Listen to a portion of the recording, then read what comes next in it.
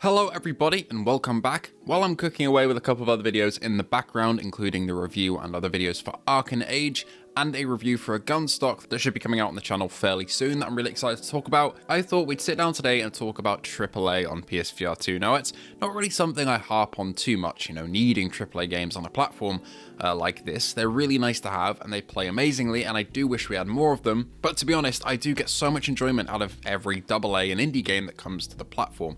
I know some people don't agree with me on that, and I completely accept that is fair. And of course, yes, I would love to see an influx of AAA games funded by Sony and other companies, but again, I don't touch on it too much because if it happens, it's going to be announced at a Sony showcase, and if it doesn't, well then we'll just keep getting the great indies and AA games that we've been getting over the past year or two. Of course, there have been a couple of drops like Resident Evil 4 that kind of came out of nowhere a couple months after launch that made us go, whoa, okay, they're still supporting this thing with AAA games.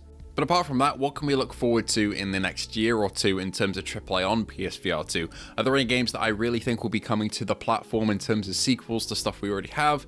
Or maybe even upgrades to older PSVR1 games? Well, let's talk about it. Before we do that though, only 25% you are subscribed, of course, and if you feel like subbing to the channel, please feel free to do so. And thank you to our patrons and YouTube members who are all on the screen right now, and without them, I would not be here. Anyway, let's talk. In terms of AAA games on PSVR2, I'm talking Sony funded. Sure, there are big games like Metro, Behemoth.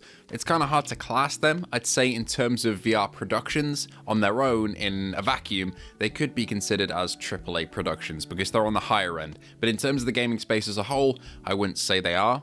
When I'm talking AAA, I'm talking your Resident Evil, your Horizon Call the Mountain, your Gran Turismo 7, and your Half-Life Alyx. These are games all funded by the massive studios that make the flat screen equivalents of these games, and they're all huge IPs that people know about. However, it's been a little while since Sony actually spoke out and talked about AAA games in terms of the PSVR2, and for all intents and purposes, for all we knew, they'd kind of stopped their support on their side of things, developing things. We now know that's not the case, as hand tracking was unveiled a little while ago, so we know that Sony are cooking on things in the background, but what are the chances of, say, another AAA game hitting PSVR2 in 2025? For me personally, I would think fairly high, either in the next year or the year after to get a couple, especially since we now see Sony working on the tech behind the scenes, and of course the announcement of Hitman, but we're going to focus on other games for now and circle back to that as evidence later. And there are two games that I really would place my bets on being AAA PSVR2 games that will come to the headset, but it all relies on one thing. So the two games essentially in my head would be the new Ace Combat game, which we actually touched on, I think, in yesterday's video or the day before, which I'll kind of expand on a bit today. And the second game will be Resident Evil 9. Now let's tackle these one by one. So in terms of Ace Combat, why do I think Ace Combat would come to PSVR2? In terms of the next game being available on the headset, well, expanding on what I said the other day, it would just make sense progressively. When we look at Gran Turismo 7, Sony supported Polyphony to create a VR mode for that game. They provided the funding, as they do for a lot of the Gran Turismo stuff, because, Polyphony is a Sony-owned studio. They made that mode work and essentially upgraded from GT Sport on PSVR1, which had a couple of tracks, a head-to-head mode, and that was about it in terms of the content you got. We upgraded from that content to GT7. GT7 had full access to the game. You could play everything in VR if you wished, which is how I usually play the game. And there we go. Logical step from one to the other. Ace Combat in my head would be the same. Ace Combat 7 was available on PSVR1. You could do a couple of missions and free flight, and that was it. Moving over to PSVR2, Ace Combat 8, logistically speaking, if it were to run through the same path, would be available in every mode, all that multiplayer, all that good stuff. If Ace Combat 8 were to be announced and there were to be no VR component, I think that would be a massive missed opportunity. I'd hope that Sony knows how much people loved the Ace Combat 7 free flight and missions in VR, even though they were completely separate to the rest of the game, like GT Sports modes were.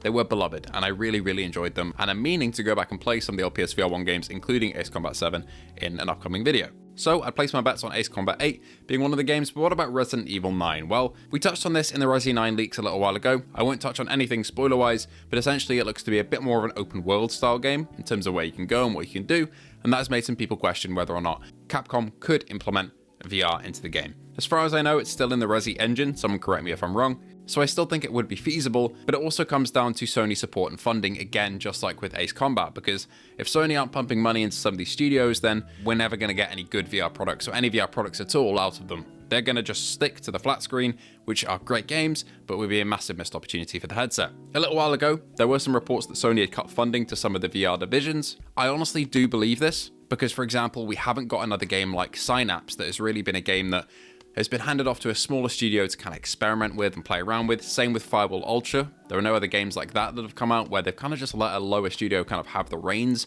with whatever they wanted to do and create an exclusive game that uses the features really well. And as much as I can fault Firewall 4, it does use some of the PSVR2 features fantastically, like with the flashbangs and closing your eyes. And same for signups, obviously, with the eye tracking. I do believe that Sony has cut funding to their VR studios for those indie games to kind of stop being made, if that makes sense. It would be an easy way to kind of cut costs. But where I don't think they would cut costs is with the larger games, because ultimately you are pumping a lot of money into development and it is more money to add onto that pile for a VR mode, but you're also going to get some people who are in the VR space considering buying the game when they wouldn't otherwise, which, say if we have an install base of 2 million headsets, is quite a few people who have their eyes now on this product that they never would before. For example, the Midnight Walk is coming out this year. It looks fantastic, but I didn't really consider buying it until I saw it was, a VR game. I'm not saying that's the same for everybody with Resi or Ace Combat because people love those series anyway, but it will definitely incentivize Sony to maybe put a VR mode into the bigger games like those when they know there will be some return in people buying it. It also means there'll be more of an investment into their headsets because more people who are fans of those two series and series like it in the big AAA space will want to buy a headset to play those games in VR. And the final kind of piece in the puzzle to fit in here is my biggest piece of evidence, and that is Hitman. Each of the points I made so far, and I know some of you have probably already commented saying, what about Hitman? It's Sony funded, it's AAA. And yes, that's true. I want to bring it up now because I want to kind of draw all the points together. It's exactly what we're looking at here. A VR game that some flat screen gamers will be drawn to because it's one of their favorite franchises they can now play in virtual reality, and a flat screen game converted to VR that will entice some VR players that wouldn't have tried the flat screen game. That's pretty much me. I own Hitman, I've never played it, and I'm going to play it when the VR mode comes out because that entices me more than the flat screen game. And Sony has funded this exclusively for the platform, meaning there is still some investment there. I hope that we can see some of the bigger franchises and more closely aligned Sony franchises given this treatment and given an upgrade package. And fingers crossed for games like Ace Combat and Resident Evil 9. Those would be my big two bets for the rest of the year and next year, but until then, we have Hitman to tide us over. That feels like a massive ramble. I hope I kind of got across what I meant by a lot of that. Ultimately, it comes down to Sony funding, whether they take the logical next step like they did with GT Sport to GT7 with their franchises like Ace Combat, and I really, really hope they do, and how much Sony has actually made to cut down on costs in their VR division. Hopefully it's not cut enough that we don't see a PSVR3. I really hope that headset does eventually happen, a long way down the road, and hopefully it means we still get some AAA and Sony funded projects. It's also worth noting that it did take a little while for some of the bigger projects to be announced and rolled out in the PSVR 1 era as well. Even though I was a fair bit younger, I've been there from the start. I owned a PSVR 1 on day one, and I saw the rollout of games over time, and to be honest, it's not too dissimilar to what we have now. So I'd say keep your eyes open, always keep hope, and I think you'll be pleasantly surprised by what's announced. Anyway, thank you all so much for watching, and I hope to see you all in the next one.